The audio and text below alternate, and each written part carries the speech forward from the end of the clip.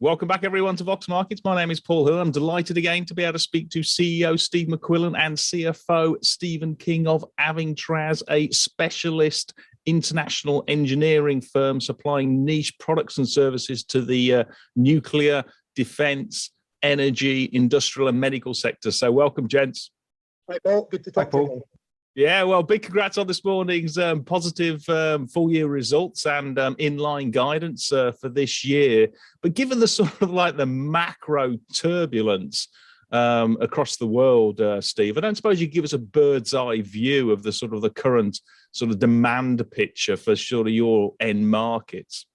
I mean, as you know, Paul, we are lucky we're in markets that have quite long sort of timelines effectively to them, and orders have been made for months and years ahead, so it's not wiggling up and down and gyrating around the way a lot of markets are. So actually our position is pretty robust since, even since year end.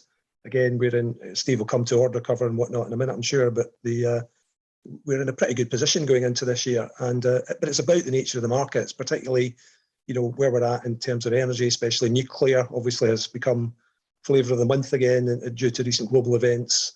So that's a good news trend for us over this year, next year and beyond.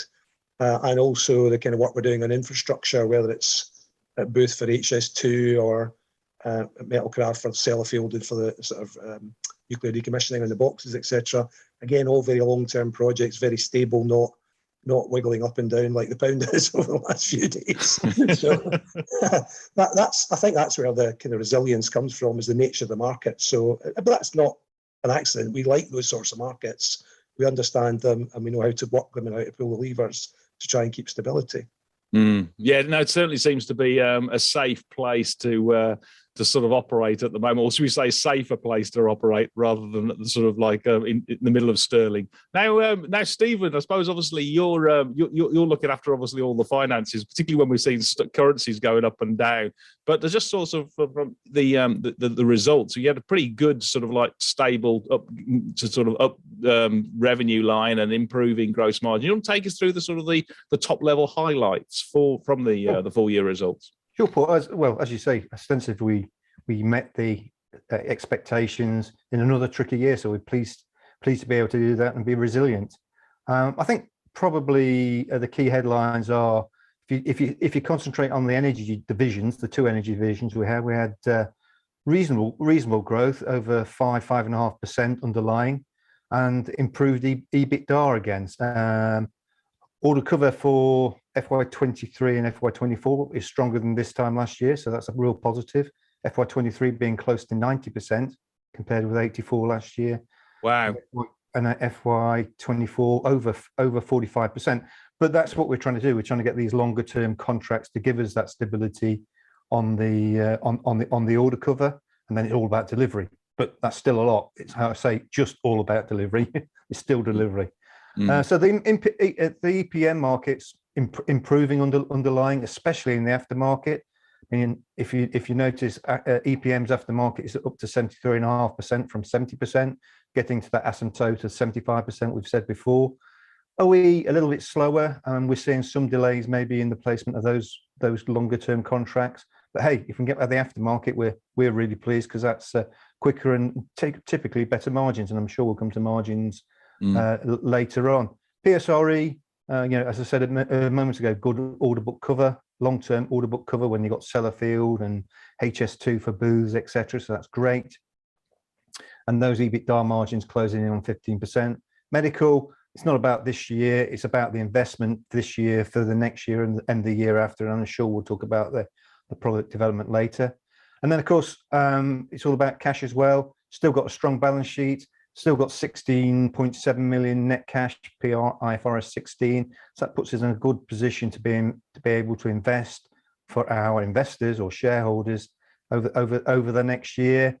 And you never know, there might be one or two acquisitions along the lines, but I'm sure we'll talk to that later on. Yeah, well, you've certainly got to say over 50p per share of just cash there. But just top level, Stephen, what is the split rough between sort of the aftermarket and the OE side, just for the group? About 50-50, is it all? No, it'd be, I mean, as I say, EPM is 73.5% aftermarket. PSRE is much more about OE because of the contracts, for example. It's less than 10% in PSRE, Steve, isn't it? It's building up. Yeah, it's actually gone down a little bit this year, but we have invested quite a lot, or some money, should I say, in the aftermarket teams in PSRE. So we expect that to improve this year, but it's never going to be 50%. If we can get it to 20%, 25%, that'll be absolutely. It's good sticky margins, but a lot of engineering firms never think about aftermarket. So as we buy these businesses, we have to develop an aftermarket business, and you have to have a separate aftermarket team, which takes a little bit of time to develop. So EPM has been graded for years, and it's shown those successes. PSRE will always be lower, so 25% probably would be the target there, I would think. Yeah. Right. Okay. And then Steve, just in terms of sort of how the trading has been in Q1, sort of like since the May year end, take us through what you've seen there at all. I mean, generally speaking, Paul, we're happy with trading going into the new year, and as you said, really good order cover. So it's not about order cover this year now any longer. That's actually better than it's been in the last couple of disrupted years with COVID and whatnot. The problem for us, as with other people, still is just supply chain disruptions. That certainly affected us last year, and we had to battle our way through that, and we're still doing so. We're seeing key components and materials which might have had, say, a 10-week lead time on them now going to 20 plus weeks. So that's caused us to suck in working cap a bit to deal with that. But as you've seen from the results, we did manage to deal with that, and so we made the same sort of assumptions for this year. It is getting slowly better in various places, and as Steve said, some of the prices have peaked and are now coming down again. So the overall picture is gradually improving, we would say, but nonetheless, we still expect to have to keep battling disrupted supply chains this year. But hey, that's something we're used to. We often buy a business that's in a mess and it's got a disrupted supply chain anyway. So it doesn't worry us too much to have to battle our way through that. It's a standard procedure to an extent. So it's buying basically raw materials ahead to be able to then assemble them at the right time to give your customers sort of security of supply. Principally, it's that, yes. I mean, some other componentry as well, but specifically raw materials is an issue across the group, actually. But as I say, we can deal with it. We just have to spend a bit more on working cap in the meantime. That'll eventually unwind. We haven't assumed it unwinds greatly in the current year in the forecast, but it will eventually unwind once supply chains restabilise again. But that's fine. We can handle it and we can deal with it. It just sucks up a bit of working cap in the meantime. And what about the input cost inflation? Have you managed to push some of that onto sort of like the price increases and a bit of sort of internal productivity improvements as well? Yeah, I'll let Steve answer this one too. But the on the bigger contracts like Sellafield HS2, they've got pass-through clauses in them where you always have a bun fight about it, but eventually you get the customer to agree that X, Y, or Z costs have changed. And that applies to going down as well as up, of course, in terms of input costs. But they'll agree to that eventually so that they can get on with their projects.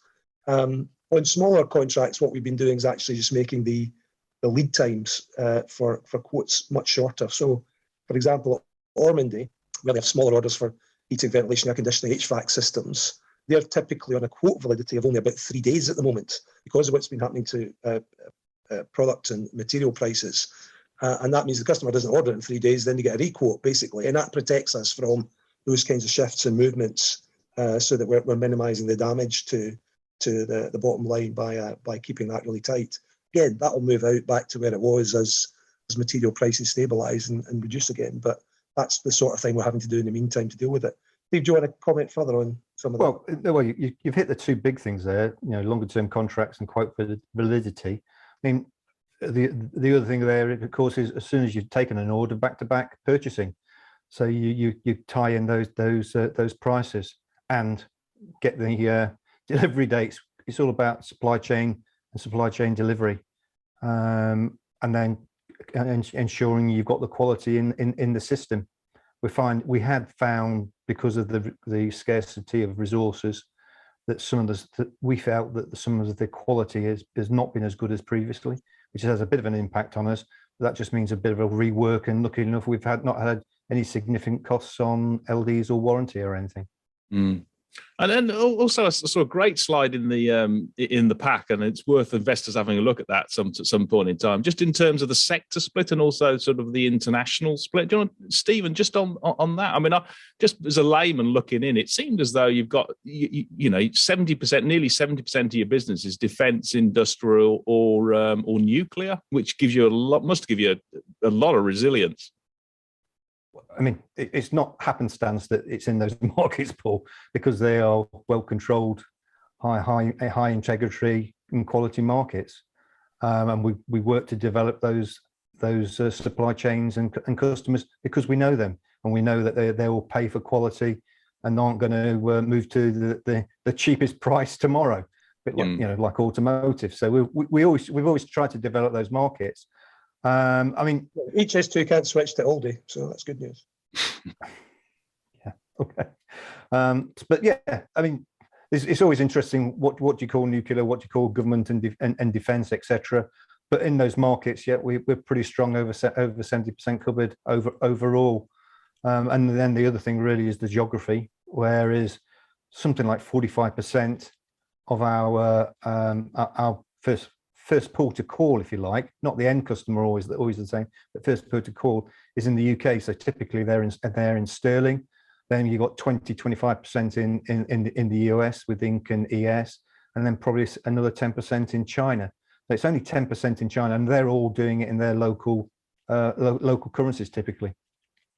Also, to another point there, Paul's investors can see if they look at that chart that we're really not dependent on the EU at all. We never have had a big chunk of our sales in the EU, and it's been actually reducing. That's fine for us because we want to expand in Asia and North America in particular, rather than worry about the EU very much. Yeah, and if you put it all that together, if you've got sort of 55% of your business which is overseas, it gives you resilience with the sterling crisis currently. Yeah. So it looks as though you've got a really sort of strong underlying sort of energy, nuclear, defence business, etc. Do you want to talk us through, Steve, on the medical side, because that's a great opportunity. And what's the sort of timeline and the key milestones that investors can sort of expect over the next 12 months? Yeah, okay. So there's a few things to cover here, Paul. As you know, we made an investment in a business called Adaptix in Oxford, which is a disruptive 3D X-ray equipment manufacturer.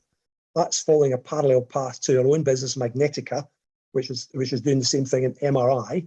The two imaging modalities are complementary rather than competing, because obviously X-ray is more about hard tissue, bones, etc., and MRI is more about ligaments and soft tissue. So both of them are looking to launch products into the orthopedic market, particularly in North America. The key to that is getting what's called 510K approval from the FDA in America. Adaptix have submitted, post their year end actually, but early on in a new year, they've submitted their 510K application to the FDA for their X-ray orthopedic product. So they're hoping to have that approved in time to launch at the large imaging show in Chicago at the end of November. And then Magnetica is planning to do the same thing next year, and we hope to launch the Magnetica orthopedic product in the end of November 23. And the great thing about Adaptix is they're following an exactly parallel path to where we want Magnetica to go. And so they're kind of trailblazing for us, and that was one of the key reasons for the investment. It means that we can share costs, share market intel, share knowledge, distribution channels, routes to markets, all sorts of things are common potentially. Various software partners, all sorts of things. But what's also really helpful is Adaptix are blazing the path ahead of us. They've got a smaller, neater, cheaper unit, if you like, in X-ray rather than MRI is a bigger unit. And that means they can be more agile than Magnetic can be in terms of blazing the trail in the market. And that's giving us lots of really great intel. For example, on how to position the pay-per-scan model, Adaptix have been tweaking that. They've also launched a vet product already, and with the vets they've been able to sort of try and understand how best to position that paper scan, how much is initial cost, how much is a monthly retainer, how much is the cost of each scan, and that's really valuable intel for us as we both go forward towards having orthopedic products as well. So we're really excited about medical, but yeah. No sales to show for it yet. In fact, sales, as you noted, have been reducing there because we deliberately come out of the MRI third-party component manufacturer. But Steve says it kind of doesn't really matter what the sales are there at the moment. What matters is how we get on with these two product launches and how we take those two businesses going forward. And what's the sort of clinical data, the trial data which is coming out, or is it effectively the best the base quality of care? I'm guessing for small form MRI doesn't exist anyway, does it? So you haven't really got much competition. But you just give us a quick flavour on that one. What the field strength? Need to get a bit technical here. The field strength of our system is 3 Tesla, and that's typically the same magnetic field strength as big whole body MRI systems. But because the hole was shrunk, remember, we were only doing orthopedics, so you can't get a person down it, but you can get your arm down it or your leg down it or whatever. So you can do ankles, knees, wrists, elbows. And because the hole is smaller, all the kind of sensing and all the work that's done by the system to look at what the image is all more compact. That actually intrinsically improves image quality. So now, we haven't got Siemens resources or GE's resources, but nonetheless, we've got just an inherent advantage in doing that sort of scale down. And so what we're seeing now is very good quality imaging coming from our prototype system. Again, not submitted yet for FDA approval, but the initial images coming from the system are really encouraging indeed. So a lot of work still to do there in terms of software integration, all the rest of it, but coming on really nicely, and really pleased with the progress that the team are making. And if it does all go through, and say next November you've got approval and you're launched into the market, etc. I mean, what would be your options there? Would it be sort of like organic, or was it sort of like partnerships, or how would you see that? I mean, all options are on the table, Paul. We could get bought out by one of the other players. We could continue ourselves organically for a bit further to build up some initial sales in the market. We could partner with other people who are medical equipment manufacturers who want different product sets to take to the market. Or we could actually exit to some sort of PE setup, have a different investment in the business initially. We could list on NASDAQ, we could list on AIM. So at the moment, we're preparing for all those possibilities, and we'll see where we get to. We're also keeping open the option, and the Adaptix and Magnetica teams are relaxed about this, whether we join the businesses together or not. There are pros and cons to that at this stage, some of which is not yet resolved. So we'll see as we go through the next year how much we think that's a good idea or not, as the case may be. Could be either way at the moment. But both of them are definitely candidates for launch as separate businesses onto AIM or NASDAQ, or maybe both. Now, state of the market at the moment says we shouldn't do that short term, but we won't be ready to do it for at least another year, 18 months anyway. So that's fine, actually. So in the short term, we'll continue under our guidance and development, and their forecasting. We've assumed that and assumed there's more cost to go into Magnetica. But, in the 2-year time horizon, there may well be a change of ownership there or a different structure to deal with it. We've certainly whet my appetite there for potential news flow just in the medical side and the healthcare side. Now, Stephen, just in terms of the cash mountain that you've sort of managed to squirrel away, so big tick there. Don't mention that to anyone. What are sort of like the indicative areas that you might spend? Obviously, you've increased the dividend 5%, but I mean, in the grand scale of things, it won't knock too big a hole in the cash in the 16.5 million, and you've got some working capital potentially coming back over the next 2 years as well. So that puts you in a really good position. What sort of like areas of sort of acquisitions would you be looking at? Well, I mean, Paul, these are the same acquisitions that we were looking at the past few years. Highly regulated markets, complementary to what we've got. We're not going to go, well, we don't really intend at the present moment in time to start a new stream, but that could happen. I think it's beneficial to have cash at the present moment in time, given exchange rate issues, interest rate issues, people probably coming into over trading. I think to be sitting in with a little bit of cash, not too much cash, of course, but a little bit of cash is a good position. You say that about the increased dividend. Yep, we've increased the dividend, and the final dividend from 2 to 2.6, and therefore 4.2 from 4p last year. So moving in a progressive manner. We'll probably do that again.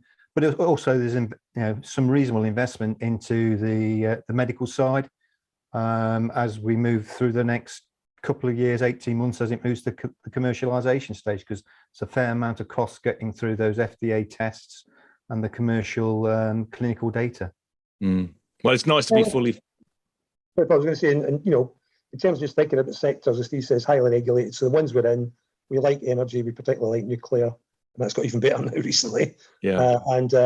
But we also are, in medical, we're in some of the industrial infrastructure stuff. So more of those potentially are the sort of areas we continue to look at.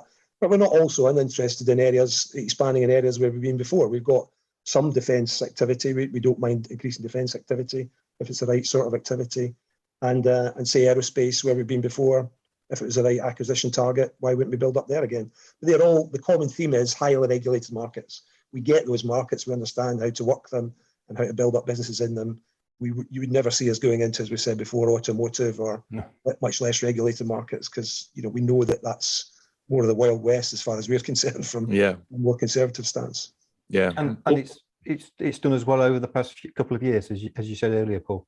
So yeah, and then Steve, just in terms of the potential disposal of the spare land in Luton, do you want to take us through that one? Because obviously it seems as though that's the timeline has shifted a bit to the right. Yeah, that's been a pain because we got the initial planning permission to turn it into potentially residential land, and then we marketed it. We got some interest in that. Initial bidder fell away. Then we got another bidder, and they seemed really serious, and so we were debating with them for a number of months. But then during the course of the last financial year, they got cold feet and basically fell away. So we didn't want to leave it at a lower price point that they were trying to get to. So we just said, no, we'll stop for a minute. What's happened since then, though, without us pushing, is that we've got more interest in the site again. So we'll see if that comes to fruition or not. It's at an early stage, and it's a kind of different tack on it from what the previous guys were thinking about. But that's kind of not our problem, as it were. So we'll see how serious these new potential people are and whether they really make it to the end point or not. We don't know yet, as it's an early stage. So we're keeping an open mind on it, and hopefully we can still get a result on it. But we're not forecasting anything there because obviously, again, with all the state of disruption of markets and whatnot, we don't know what's going to happen. So that'll be an upside if and when it comes. Yeah. And I would highlight to investors, and given the turbulence on the markets, the shares have been absolutely rock solid. And even though they're around about sort of £4.30, they're still trading at a discount to the sector. I think if you look at sort of Siemens, they're on about 15 times EBIT or 15 times plus EBIT, and I think you guys are sort of like 11 to 12. And that it'd be even higher if you weren't investing in Magnetica so much as well. So there's definitely, and you've obviously got the spare land and all the potential upside of Magnetica as well. So it's all roped into the price. Now, just finally, Stephen, in terms of sort of the news flow then going forward, you've obviously probably got the AGM, haven't you? At some point in time, is the next sort of trading update? Well, there'll be a very brief comment at the trading at the AGM. It's the 17th of November for all our investors. But our view on news flow is that it should be significant material, not just any bit of news, but where it is significant. If it's not an RNS, we'll try and put it out through a reach. I mean, the news flow going forward, we'll hopefully have some interesting contract wins over the next year to build on our long-term order book.